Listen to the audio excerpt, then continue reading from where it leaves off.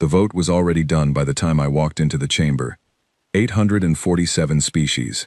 Every seat filled.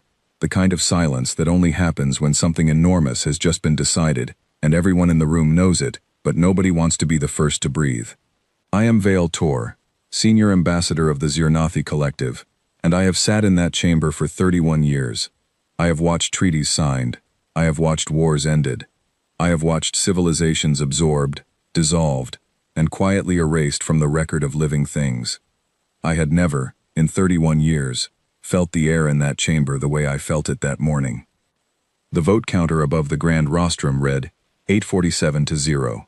Grand Executor Solène stood at the center dais with all four of her arms raised, and the chamber was erupting around her, and I stood at the back and I looked at that number, and I could not make myself move toward my seat. 847-0.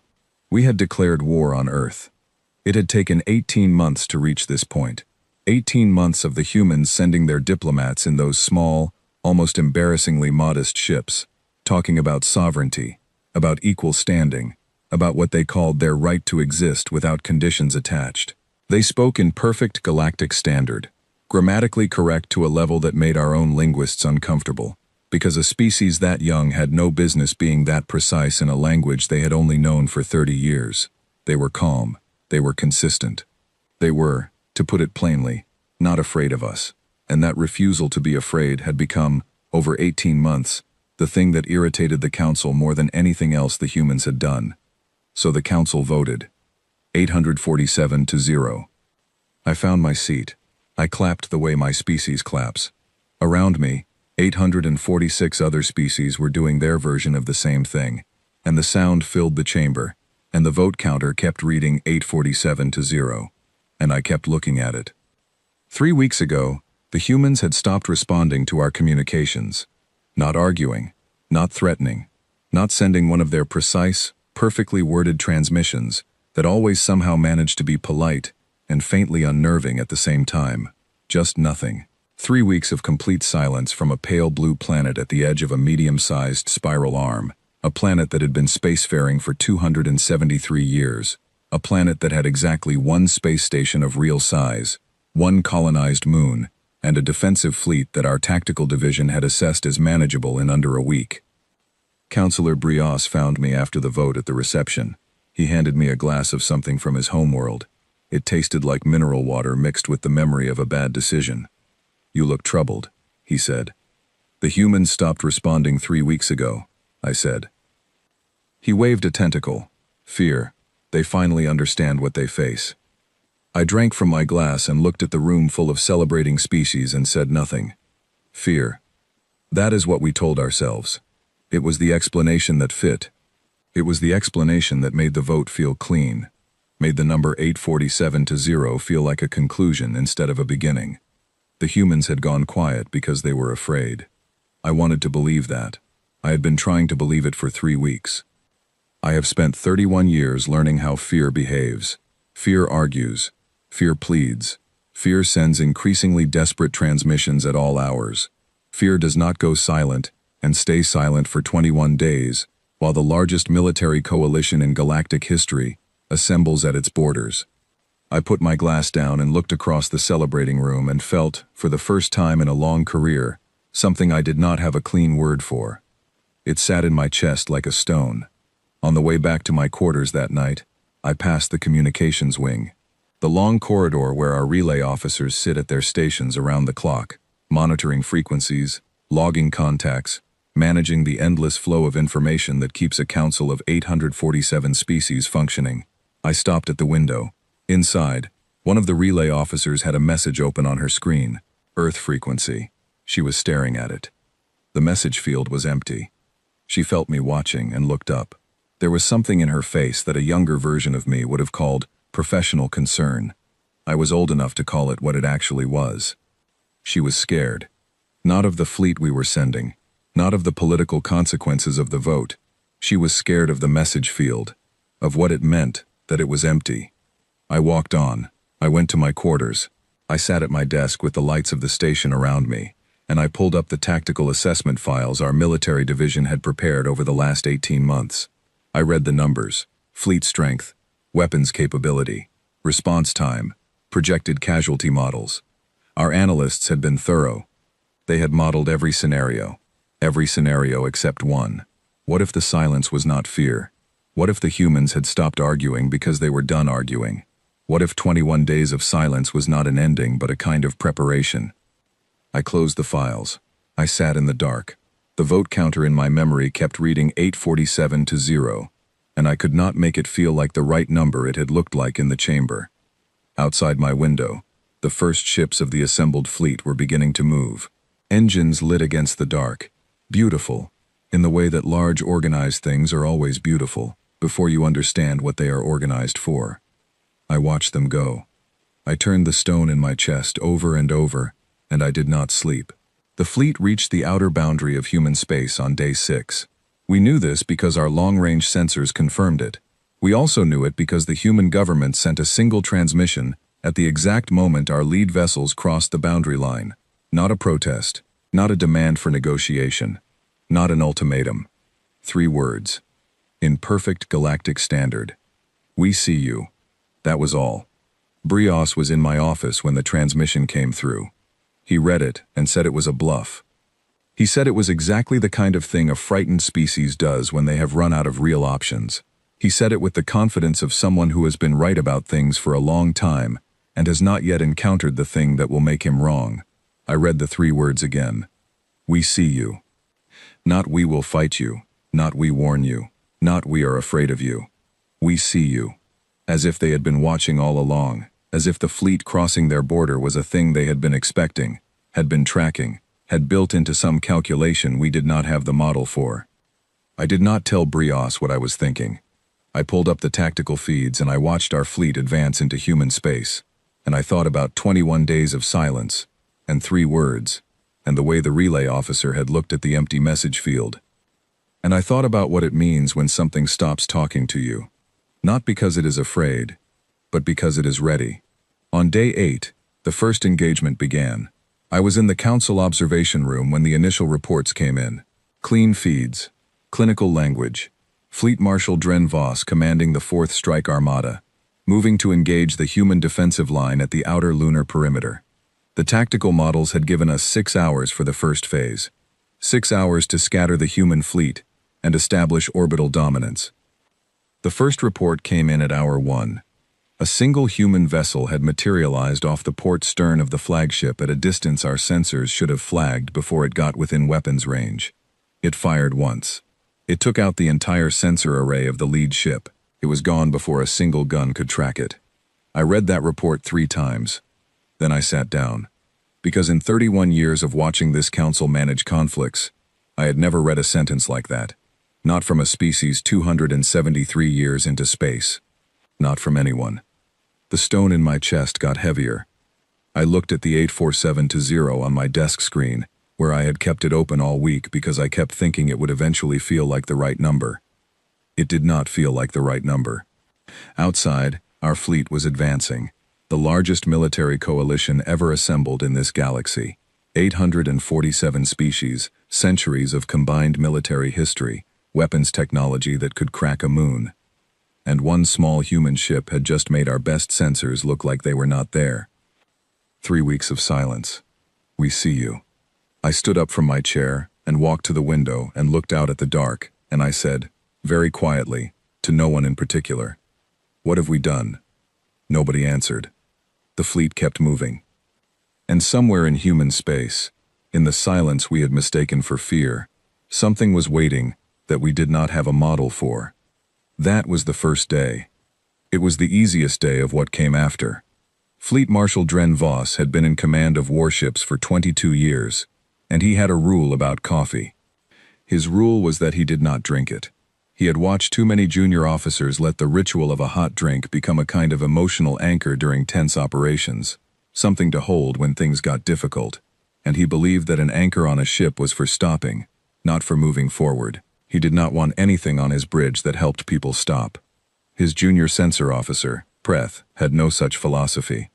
She brewed her coffee at the start of every shift. The whole bridge smelled of it within minutes. Strong, dark, the kind that humans apparently grew in mountainous regions on their homeworld. She ordered it from a trader at Relay Station 9, paid far too much for it, and drank it with the focused attention of someone performing a small ceremony. She was particular about temperature. She had, on one occasion, sent a cup back to the galley because it was 2 degrees below what she considered correct. Voss had said nothing about this because Preth was the finest censor officer he had ever served with, and some arrangements are worth their cost.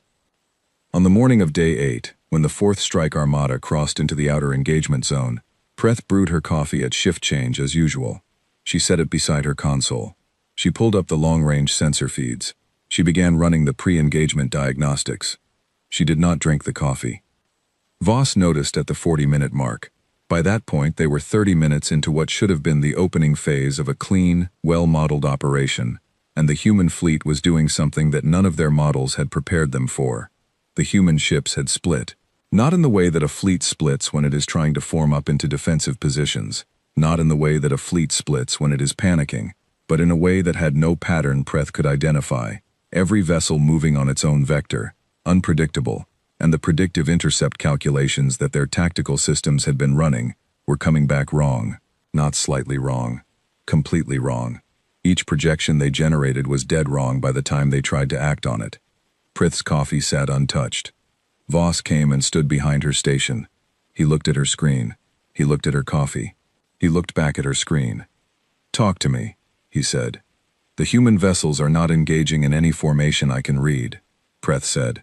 Her voice had a quality he associated with her processing something that did not fit existing categories. He had heard it from her 3 times in 22 years of service. "Every ship is moving independently on a vector I cannot predict more than 4 seconds in advance, and they are not attacking us." "They're running!" She paused. "No, sir. They are not on retreat vectors. They are not on approach vectors. They are on vectors that, and I want to be precise about this, I cannot classify using any tactical model in our system. What does our system say they are? It gives error codes." She turned and looked at him. Her secondary eyes, the ones that only opened when her nervous system was working overtime, were fully open. "I have never received error codes from our tactical system during an active engagement. In 20 years. He opened his mouth. The proximity alarm cut him off. It was not a gentle alarm. It was the sound that meant something was very close, that should not be very close. The sound that Voss had only heard twice in his career, both times as a young officer, and both times in training simulations. He had not heard it in a real engagement, because in a real engagement, you had sensor coverage that prevented things from getting to proximity range without warning. They had sensor coverage. The human ship was at 20 meters off the port stern. 20 meters. In the time it took Voss to process that number, the human ship fired. 1 shot. The flagship's entire external sensor array went dark simultaneously, every feed going to static, in a cascade that his engineering officer would later describe as not like anything a weapons system should be able to produce.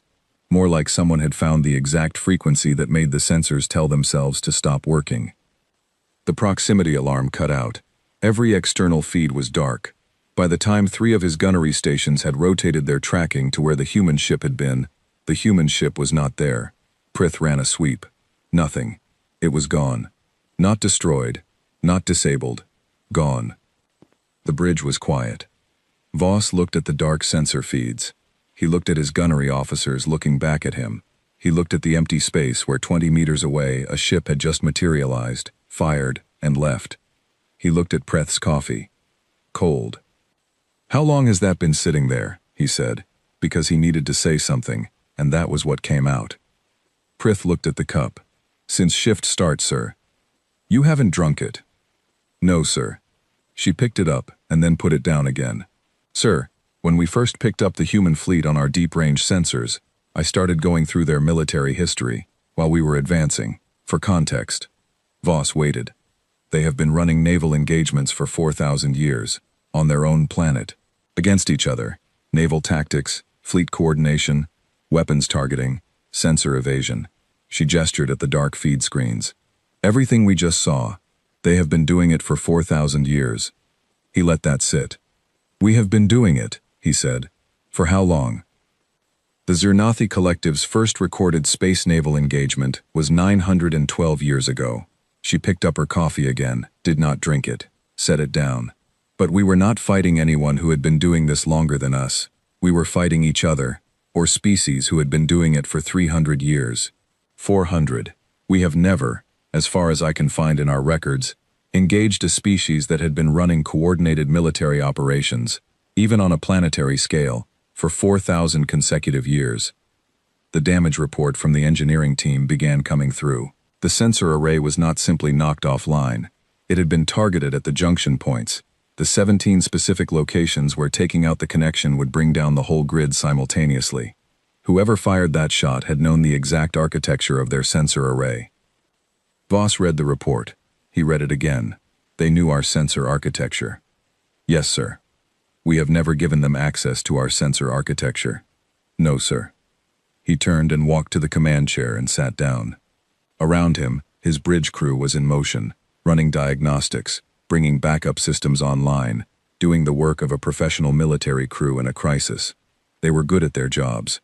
They were the best crew in the 4th Armada, which was the best armada in the Zernathi Collective, which had the most decorated military record of any species in the Council. In the last 11 minutes, one small human vessel had done something to them that nothing else had managed in 912 years.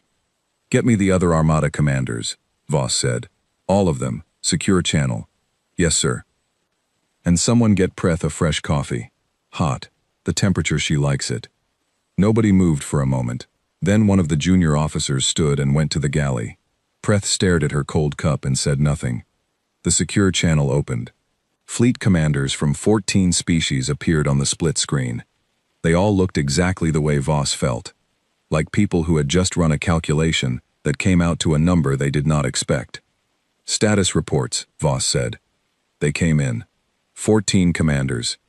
Different sectors, different engagements, same essential story. Human ships moving on unpredictable vectors. Intercept calculations failing. Targeted strikes on specific vulnerable points that no external party should have known about.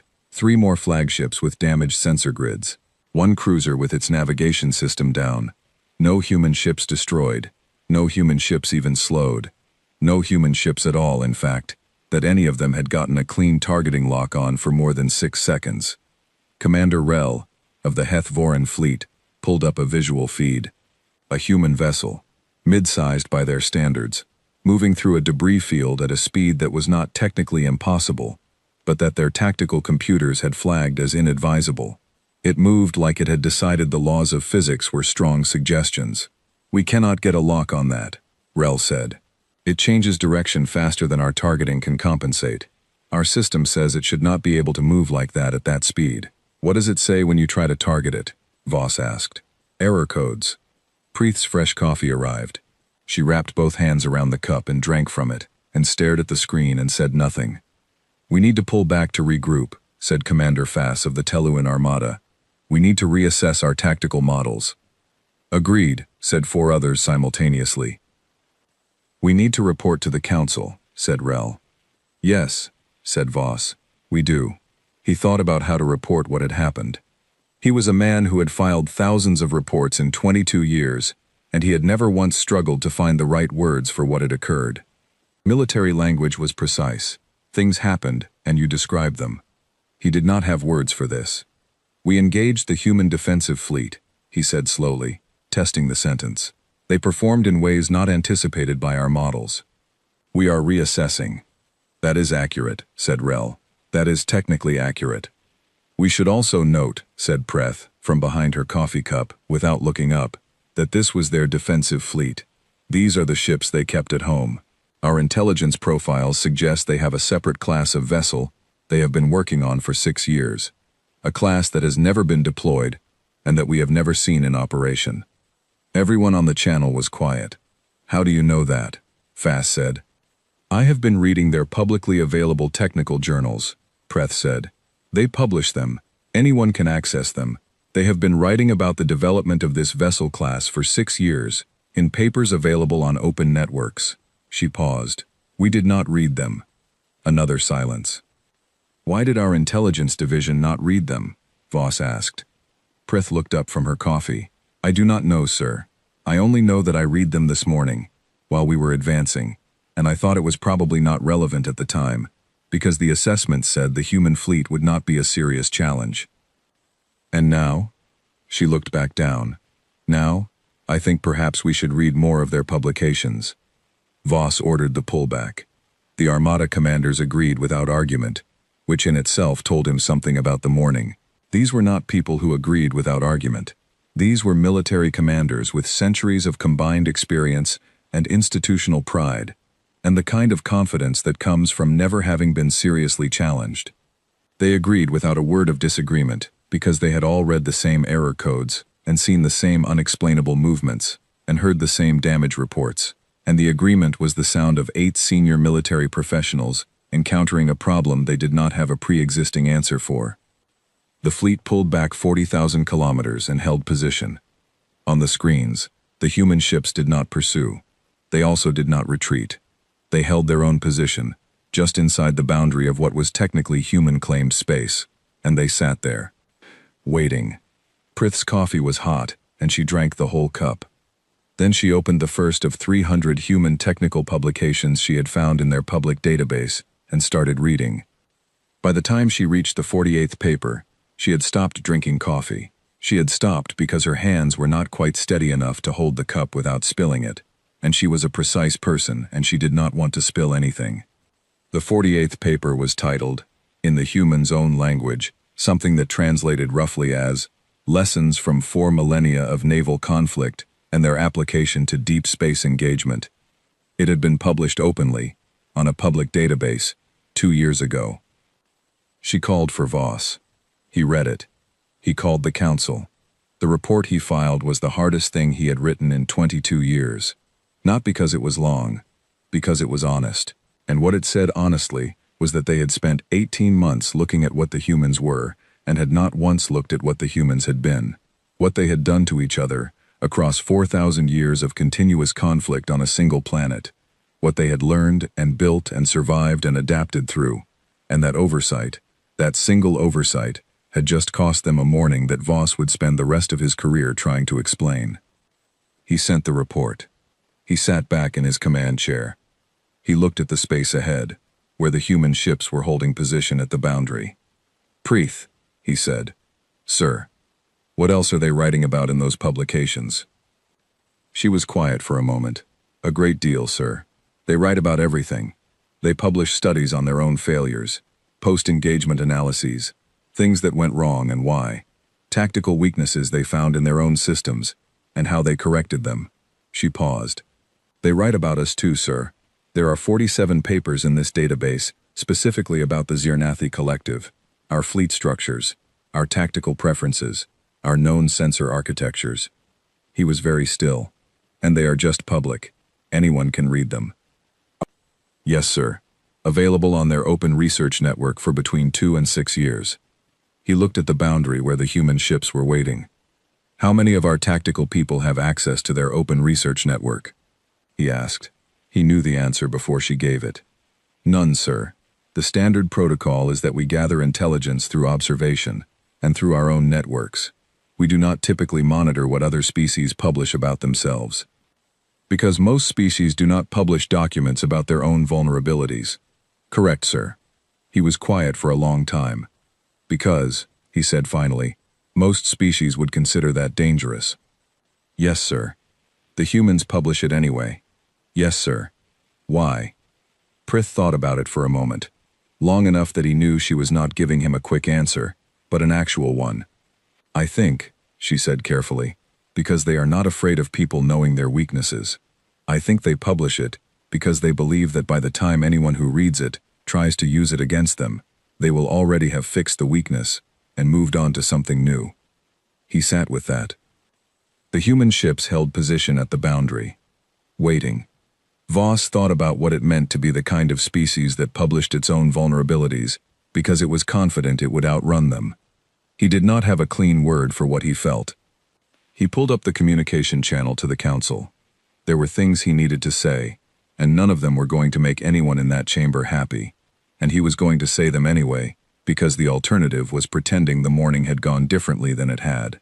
He took a breath. He began to speak. I was in my office when the call came from the fleet. It was the kind of call that career diplomats spend 30 years hoping they never have to relay. Voss's voice on the channel was controlled, measured. The voice of a professional who has decided that the most useful thing he can do is be very precise about very difficult information. He spoke for 14 minutes. I listened without interrupting. When he finished, the channel was quiet for a moment. Then I said, "Say the last part again." He said it again. I thanked him and closed the channel and sat at my desk for a while. The last part was about the publications, about 47 papers, specifically about the Zirnathi Collective, about a public human research database that our Tactical Intelligence Division had never looked at, about an entire body of work on human military history and development and adaptation that had been sitting in open, accessible space for years, and that we had simply not read, because we did not read things that other species published about themselves, because other species did not do that. I called an emergency session of the council for the next morning. Then I opened my own connection to the human research database. I found it in under 3 minutes. It was not hidden. There was no security around it. I typed in Zirnathi Collective and received 47 results organized by publication date, the oldest from 5 years ago, and the most recent from 8 months back. I opened the most recent one and started reading. They had our fleet entry patterns. They had documented our standard formation preferences across 9 previous engagements against other species that we had not considered classified because there seemed no reason to. They had our sensor array architecture. They had analysis of our weapons targeting algorithms, noting a predictable timing lag between target acquisition and firing that they called, in the paper, a structural limitation we had carried forward from early system designs and apparently never addressed.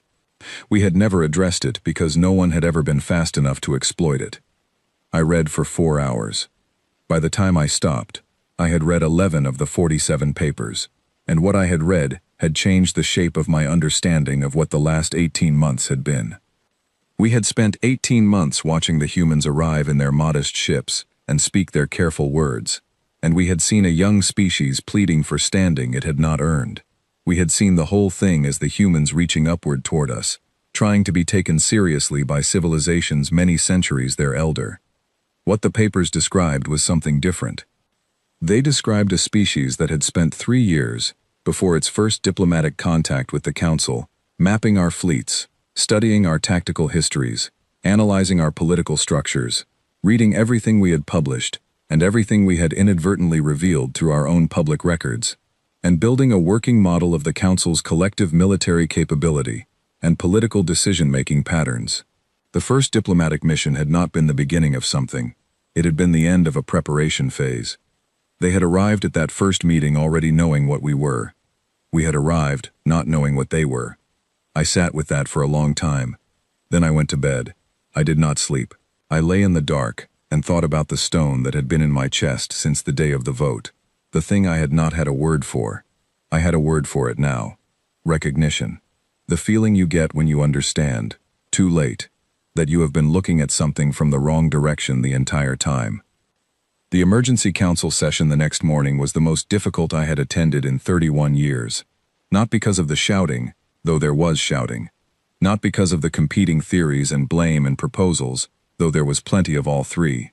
It was difficult because at some point in the middle of it, somewhere in the 3rd hour, the chamber fell into one of its periodic silences, and in that silence, someone, I never found out who, pulled up the vote counter from the declaration session and put it on the main display. 847 to 0. We all looked at it. Nobody said anything. I think we were all doing the same thing. We were looking at that number, and we were revising it. We were understanding that it did not mean what we had thought it meant. It was not the number of a unified galaxy standing against one small presumptuous planet. It was the number of 847 civilizations that had looked at a species and seen only what that species allowed them to see. Councillor Brios, sitting 2 seats to my left, was very still. He was looking at the number the same way I was. He had his hands flat on the table in front of him. 3 weeks ago he had told me the silence from Earth was fear. He did not say anything in the session. Not for a long time. The reports came in through the day. Not all bad. Nothing catastrophic. Our fleets had pulled back and were regrouping and there had been no further engagement. The humans were holding at the boundary and, in a development that nobody in the room quite knew what to do with, had sent a single communication to the council at noon. 2 words. When ready. Grand Executor Solane read it aloud. The chamber was very quiet. When ready. Not a demand, not a threat, not a victory announcement, an accommodation. A space left open for us to collect ourselves and decide what we wanted to do next. As if they had anticipated this exact moment, this specific morning of a council scrambling to reorganize its understanding, and had prepared a 2-word message for it. Brios finally spoke in the late afternoon session. He said, quietly, that perhaps the humans had not gone silent 3 weeks ago because of fear. He said this with the careful tone of someone who has revised a position and is being precise about the revision without dramatizing it. I said nothing. I had nothing to add to it. The session ended without a clear resolution. We would need more sessions. We would need to talk to our fleet commanders. We would need to do a great many things, including, I thought but did not say aloud, read 47 papers that had been sitting in a publicly accessible database for the last 5 years. I walked back to my office through the long corridor by the communications wing. I stopped at the window. The relay officer was there again. Different one from last time. She had a message open on her screen. Earth frequency. The message field was not empty this time. 2 words. When ready. She was reading it with an expression I recognized from my mirror that morning. I went back to my office and opened the database and started reading paper 12 of 47. Outside, the assembled fleet of 847 civilizations held position at the edge of human space, and somewhere in that space, something waited with the particular patience of an entity that had known this day was coming for a very long time. The silence from Earth had never been fear. We were only beginning to understand what it had been. My name is Counselor Maheen Sol, and I am an archivist. I need to say that first because what I found only makes sense if you understand what an archivist does. We find things. That is the entirety of it. We go into the deep stores of recorded history, the physical archives and the digital ones and the ones in between, that have been translated and retranslated across centuries, until the original language is 3 layers down, and you need a specialist just to confirm what format something was written in, and we find things that are there, and we record that they are there, and we make sure the record is accurate. In 37 years, I had never found something that was not supposed to be there. This is not a small claim. The Galactic Council archive contains records stretching back over 9,000 years. Physical materials, deteriorating organic fibers and inscribed stones and pressed alloy tablets, alongside digital records in formats that required purpose-built translation systems to access. I had spent 37 years in those stacks. I had found lost treaties, misdated transmissions, records that overturned historical assumptions about 6 different civilizations, one extremely awkward set of private correspondence from a former Grand Executor that we had quietly sealed and would not be discussing. I had found gaps in the record. I had found deliberate omissions. I had found errors. I had never found something that should not exist. Until the index card. I was in the physical archive at basement level 4 when I found it. I was there because the emergency council session had produced, among its various directives, an instruction that the archive division conduct a full review of all historical records pertaining to first contact events, specifically the early ones, the contacts from 9 centuries back when the council was younger, and its practices less standardized, and the records correspondingly messier. It was the kind of directive that gets issued in a crisis when people want to feel that systematic action is being taken. I did not object to it. A full review of 9 centuries of first contact records is exactly the kind of work I am here to do, and the crisis had not changed my feelings about the work. I was in the physical archive at basement level 4, in the section that housed materials from the period 4 to 5 centuries back, working through a box of catalogued items from the Cathori collection. The Cathori Empire was the largest single political entity this galaxy had seen in its recorded history. 9,000 solar systems under one central authority. Military power that made the current council's assembled fleet look like a regional police force. They had taken 412 years to build and 3 years to dismantle, once the council decided they had become incompatible with galactic stability. That had been 412 years ago. The campaign against them was the council's greatest military achievement. We had studied it in council schools for 4 centuries. We talked about it at diplomatic functions. It was the example we returned to when we needed to remind ourselves, and each other, of what the assembled power of 847 civilizations could accomplish. The Cathori box contained the standard materials: administrative records recovered from their central archive after the campaign, diplomatic correspondence, military inventories, personnel files of senior Cathori officials, the kind of paperwork that empires generate and that historians require, and that archivists spend a great deal of time carefully cataloging and preserving. And one index card.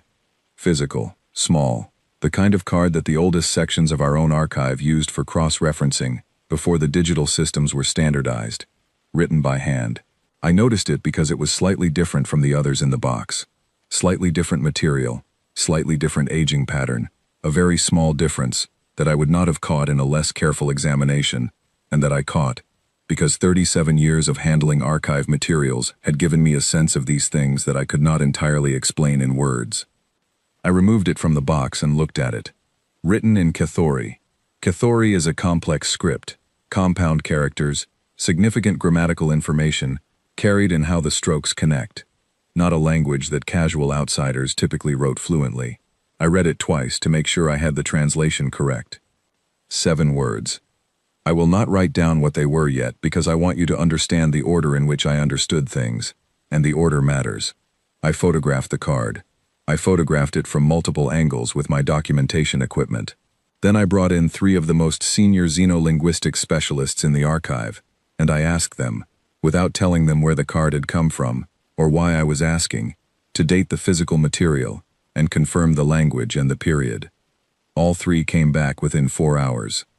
They had reached the same conclusion independently. The card was 412 years old, give or take a margin of no more than 6 months. Written in fluent Cathori, which narrowed the authorship considerably, since Cathori was at that point an extinct language known only to specialists. 412 years ago. The Cathori Empire fell 412 years ago. I sat in my office with the photograph of the card, and I did the calculation that I had been not doing since I saw the specialists' reports. I did not want to do it. I did it anyway, because I am an archivist, and not doing calculations is not something I am capable of when the numbers are sitting in front of me. 412 years ago, humanity was on one planet. I know this because we have records. Not detailed records. We were not paying significant attention to a pre-spaceflight species at the outer edge of a quiet spiral arm, but enough to establish position. Humanity had not achieved orbital capacity in any consistent way 412 years ago. They had no vessels of any kind in deep space. They were, by every measurement we had, a strictly planetary civilization. Someone had written a card in fluent Cathori and placed it in the Cathori Central Archive 412 years ago. I contacted 3 more specialists, a historian of the Cathori period, a materials analyst, and a specialist in pre-spaceflight civilization development. I gave each of them, separately, different pieces of the information. I did not want any of them to know the full picture until I had their independent assessments. The materials analyst confirmed the dating, 412 years. The physical composition of the card was not Cathori in origin, which was interesting, but not impossible. Trade goods from outside the empire did appear in Cathori archives. The paper-like material the card was written on had some composition she had not seen before, but that she could not say was definitively from outside the known species catalog. She noted it was slightly odd. She did not know what to make of it. The Cathori historian confirmed that the script was not only fluent but precise. Whoever wrote it had an excellent command of formal Cathori, not administrative language, which was more complex and formulaic, but the kind of careful formal expression you would use in, for example, a note intended to be found by someone other than the author. The pre-spaceflight specialist told me that no known species currently in the Council had been capable of placing physical materials inside the Cathori Central Archive 412 years ago, while also being in a pre-spaceflight phase of development. He said this without knowing why I was asking. He said it the way an academic says something that is simply true, and that he expects I already knew. I thanked them all. I told them nothing more. I cleared my office, and I sat with the photograph of the card for a long time. Then I read the 7 words again. Tell your council This was the test. I called the Grand Executor's office. Her assistant answered. I said I needed to speak to her immediately about something in the archive. The assistant said she was in session and could not be disturbed. I said I understood, and that I needed her to please tell the Grand Executor that I had found something in the Cathori collection, and that I believed it was related to the current situation. 11 seconds later I was on the line with the Grand Executor. I read her the 7 words. The line was quiet for a long time. Read them again, she said. I read them again. Tell your counsel, this was the test. Her voice had the quality I had heard in it during the emergency sessions, the quality of someone choosing each word with deliberate precision. Where exactly did you find this? In the physical Cathori archive, ma'am. In a box of materials catalogued as administrative records from the period of the campaign. Who else has seen it? I brought in specialists to date and analyze it. They do not know the context. They have the results of their own analyses and nothing more. What is the dating? 412 years, plus or minus 6 months. All 3 dating specialists agreed independently. Another silence. Longer. Mihin Sol, she said. In 37 years as an archivist, have you ever found something in the archive that you could not account for? No, ma'am. And in your professional judgment, in this specific case, is there any explanation for this card that you have not yet considered, and that might make it less significant than it appears? I thought about that carefully, because she deserved a careful answer, and because I had been thinking about it since I first picked up the card. I have considered every alternative I can construct, I said. A forgery placed recently by someone with access. A misidentified item from a different archive. A human speaker of Cathori, who found a way to the central archive through means we have not documented. I have constructed and examined each alternative. None of them hold up against the physical evidence and the dating results. And the one that does hold up is the one I called you about, I said. She was quiet for a long time. Come to my office, she said. Bring the card and all the documentation. I went. I brought everything. We sat in her office with the physical card between us on the desk and the specialist reports and photographs arranged beside it, and she read through all of it with the methodical attention of someone who has spent a very long career learning to understand things she would have preferred not to understand. When she finished, she sat back. 412 years ago, she said. Yes, ma'am. The humans could not have placed this here 412 years ago, by any technology or method we are aware of. Correct. And yet it is here. Yes. She looked at the card for a moment. Then she looked at me. The note says this was a test, the Cathori campaign, 412 years ago, the greatest military operation in this council's history. She paused. A test of what? I had been thinking about that since I found the card. I believe, ma'am, that is what the note is leaving for us to determine. She was quiet. And the current situation, she said. What we have done this past week, with the fleet, with the declaration. Do you have a theory about where that fits in relation to what this card is telling us? I thought about it very carefully. I think, I said, that the test may not have ended 412 years ago. She looked at the card for a long time. No, she said. I don't think it did either. She called a closed meeting of the senior council leadership for that evening. She told me to bring the card and the documentation, and to speak to no one until the meeting. I agreed. I spent the rest of the afternoon in my office with the photograph, reading it over and over, not because I needed to read it again, but because there was something I was trying to understand about it, that went beyond the words themselves. The card was 412 years old. It had been placed in an archive that was accessible only to those inside the Cathori Central Complex, in the heart of the most powerful empire this galaxy had produced, at the exact time that empire was ending. Someone had put it there knowing that one day, the council would look. Knowing that by the time we looked, we would need it to mean something specific. Tell your council, this was the test. Not a warning, not a threat, not a declaration. A message with a delay of 412 years, placed where someone knew it would eventually be found, by people with enough context to understand what it was saying.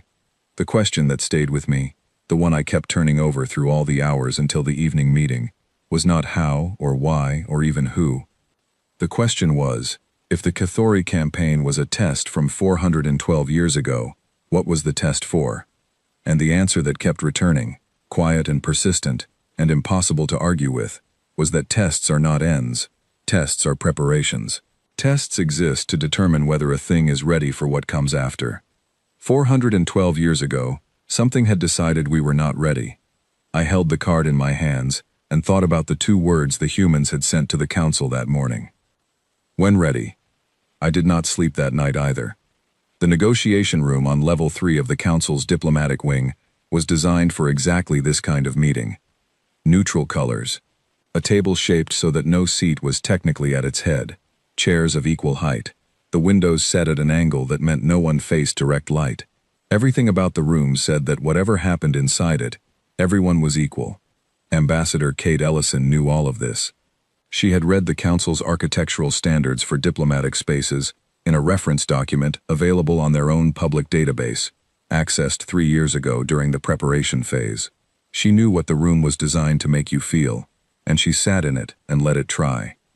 She had brought 2 people with her, Captain Owen Hale, who commanded the human diplomatic security detail, and who had the specific quality of stillness that comes from someone who has been in difficult rooms before, and understands that nothing in those rooms is helped by visible tension, and Dr. Nadia Frost, who was technically listed on the delegation manifest as a cultural liaison, but whose actual function was to read the room, the specific configuration of 847 species, and their various nonverbal signals, and to give Ellison what she needed to make the right call at the right moment. There were no weapons in the room. The council had asked for this, and Ellison had agreed without discussion. Hale had noted, privately on the ship, that the agreement was easy to make because the most significant weapons the delegation carried were not the kind that rooms could be searched for. They had been waiting for 11 minutes when the council delegation arrived. Grand Executor Solène came in first. 4 arms, deliberate movements, the authority of someone who has occupied the center of a room for decades. Ambassador Vale Tor directly behind her. Councillor Brios and 6 others, arranged in the configuration that meant, according to the reference documents, a senior diplomatic engagement with significant political weight attached. Ellison stood. The council delegation took their seats. Ellison sat back down. She placed 1 folder on the table in front of her.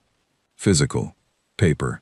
She could see Vale Tor notice it, could see the small movement of his eyes to the folder and back to her face. She had learned early that the physical object in a room full of species that had moved to fully digital records created a particular kind of attention. It said, "This is deliberate. This is not accidental." Solène opened the session with the formal language of council diplomatic protocol, which Ellison knew by heart. Then Solène stopped speaking and looked at Ellison. Not a question, not an invitation. Just the look of someone who has spent a week revising their understanding of a situation and has arrived at this room with a great many things they need to say and a great deal of discipline about where to start. "Ambassador Ellison," Solène said. "Grand Executor," Ellison said. "You requested this meeting." "I did." "You were not invited to the emergency session." "No." "You attended anyway." "I did." Ellison let a moment settle.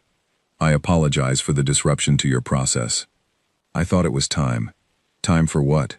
"Time to talk directly." Ellison looked around the table at the assembled faces, the different physiologies, the different ways that stress and attention and history showed up in bodies very different from her own. She had studied them for 3 years, not because she needed to read them as threats, but because you cannot negotiate honestly with people you have not tried to genuinely understand. We have been, all of us, talking around each other for 18 months. And we have spent the last week at the edge of something that none of us, I think, actually want. "You attacked our fleet," Vale Tor said.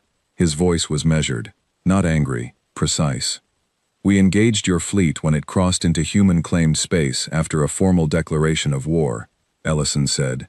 "That is a legal distinction I want to be clear about, because the terms I am going to put on that table are built on it." Nobody spoke. She opened the folder. She removed 1 sheet of paper. She slid it across the table to the center. Vale Tor looked at it. Solène looked at it. Brios looked at it. Nobody picked it up immediately. Ellison waited.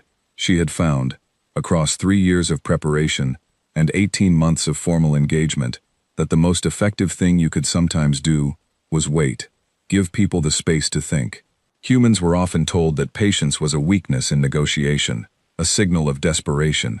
She had found the opposite to be true. Patience, real patience, the kind that came from knowing you did not need the other party to hurry, was the most clarifying force in a room. Brios picked up the sheet. He read it. She watched his face.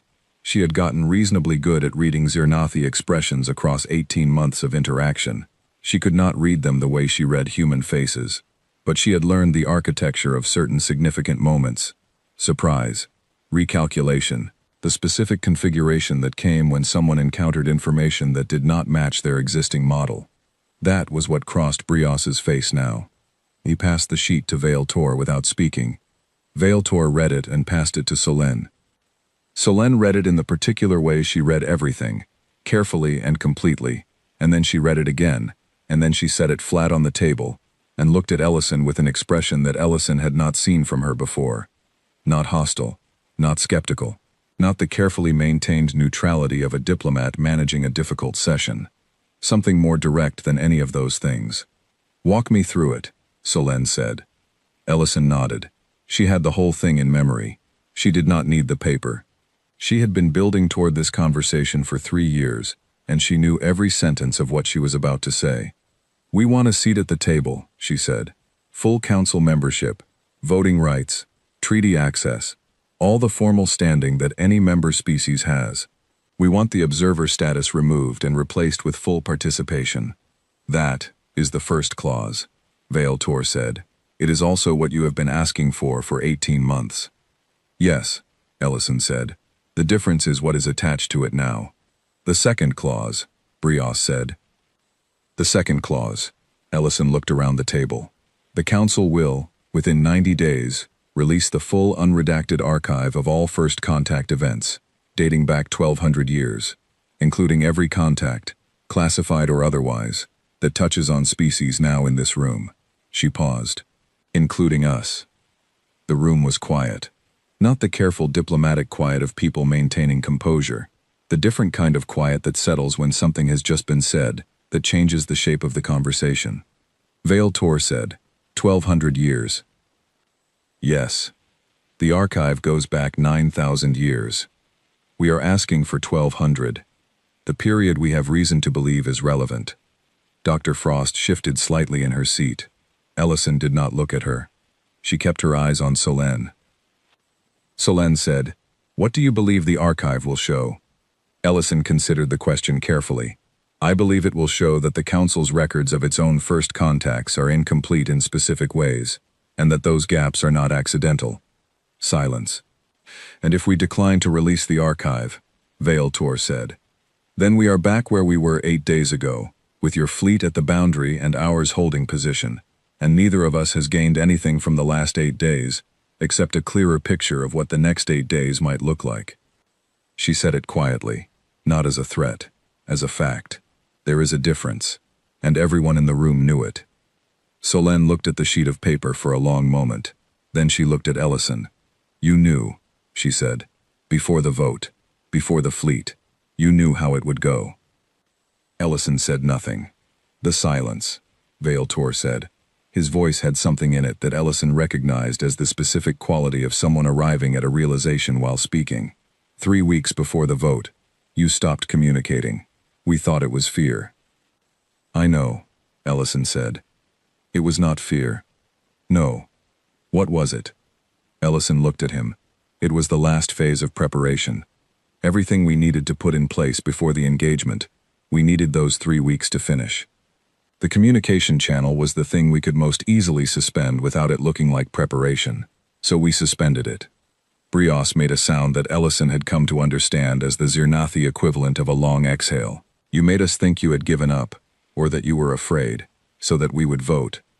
"We needed you to vote," Ellison said simply. "The declaration of war was necessary." The room was very quiet. "Necessary," Solen repeated. "If we had simply continued pushing for membership without it coming to this point, we would have gotten an observer status extension and another 18 months of the same conversations. We needed an engagement. We needed it to be short, contained, and clear enough that it could not be interpreted as ambiguous. We needed both sides to be able to walk away from it with a very specific understanding.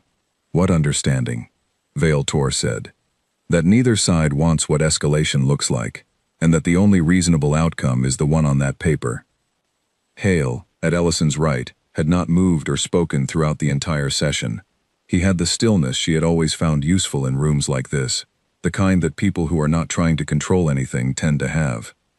Solène picked up the sheet again. She read it for the third time. She set it down. The Cathori, she said. Ellison looked at her. We found the card, Solène said. In the archive. An archivist found it yesterday. Ellison held Solène's gaze. She did not answer immediately. The Cathori campaign, Solène said. 412 years ago. The index card in the Cathori physical archive. Written in Cathori. She paused. Tell your counsel. This was the test. Another pause. There is only one species that card could be from. Ellison said, after a moment, I cannot speak to anything from 412 years ago. Can't? Or won't? Both, Ellison said, without a trace of apology in it. Solène looked at her for a long time. Then something moved across her expression that Ellison, after 3 years of study, had to stop and translate carefully. It was not anger. It was not fear. It was, she thought, the expression of someone who has spent a week revising their understanding of a very long story and has arrived, finally, at the part where the revision is complete. How long? Solène said. Ellison met her eyes. Long enough, Ellison said, that declaring war on us was never entirely your idea. The room did not make a sound. Captain Hale looked at the table. Dr. Frost looked at the table. Ellison looked at Solène, and Solène looked back, and between them was something that had the weight of 412 years, and also the weight of whatever came next. Vale Tor reached out and picked up the sheet. He held it in both hands and read it again, very slowly, the way you read something when you are committing it to memory, rather than just taking in the information. Then he set it down. He looked at Ellison. The terms are not punitive, he said. No, Ellison agreed. They could be. Yes. You chose not to make them punitive. We chose to make them what they need to be, she said. Not what we could make them. There is a difference. Brios said, very quietly, to no one in particular. This was the test. Nobody looked at him. The words sat in the room. Ellison slid the pen she had brought across the table toward Solène. Physical. The kind that left a mark you could see. Solène looked at it for a moment. Then she picked it up. She did not sign immediately. She held the pen, and she looked at the sheet, and she held the moment the way you hold something you understand you will not get back once you release it. The room was completely still. 847 civilizations outside this room, and one pen and one sheet of paper, and one moment that was either an ending or a beginning, depending on which direction you were facing when you read it. Solène signed. She passed the pen to Vale Tor. He signed. He passed it down the table. Each member of the council delegation signed without speaking, in the quiet of a room where everything that needed to be said had already been said. When it came back to the center of the table, Ellison picked up the pen. She signed her name below all the others. Kate Ellison. Clear and unhurried, the signature of someone who had been working toward this moment for 3 years, and had no need to rush it now that it had arrived. She capped the pen. She looked up. Solène was watching her with an expression that Ellison still did not have a complete translation for. Complex. Several things at once. But present in it, somewhere, was something that she thought was possibly the beginning of something real. Not yet trust. Not yet ease. But a recognition, the particular recognition that passes between parties who have both, finally, been honest about what they are. The archive review will begin within 30 days, Solène said. We will have our technical teams ready to assist, Ellison said. There will be things in it, Solène said carefully, that are complicated. I expect so, Ellison said. Most true things are. She closed the folder. She stood. Hale and Frost stood with her. One question, Vale Tor said. Ellison looked at him. The archive. The full 1200 years. He held her gaze. Are we going to find more cards? Ellison looked at him for a moment. Then she picked up the folder. Read the archive, she said. That is where the answers are. She walked out of the room. Hale and Frost followed. The door closed behind them. In the corridor outside, walking toward the diplomatic bay where their ship was docked, Hale fell into step beside her and said nothing for 30 seconds. Then he said, "They're going to read the archive." "Yes," Ellison said. "All 1,200 years." "Yes." They walked. Their footsteps were the only sound in the corridor. "How many cards are in there?" Hale asked. "Read the archive," Ellison said.